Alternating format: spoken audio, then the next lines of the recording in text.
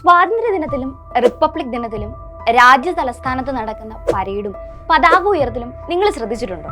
കാഴ്ചയിൽ ഒരുപോലെ ഇരിക്കുമെങ്കിലും ഒരുപാട് വ്യത്യാസങ്ങളുണ്ട്.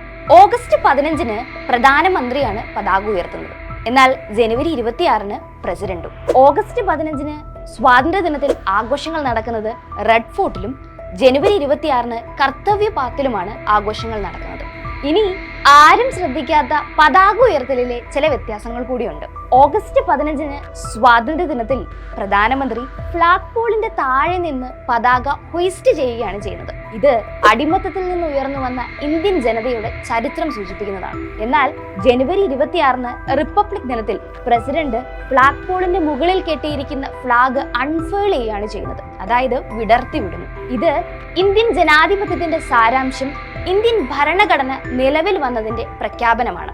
ഇന്ത്യ ഒരു പരമാധികാര സോഷ്യലിസ്റ്റ് റിപ്പബ്ലിക് മതേതര ജനാധിപത്യ രാജ്യമായി സംവിധാനം ചെയ്യപ്പെട്ടിട്ട് 75 വർഷം തികയുമ്പോൾ ലോകത്തിലെ ഏറ്റവും ദൈർഘ്യമുള്ള എഴുതപ്പെട്ട ഭരണഘടനയാണ് നമ്മുടേത്.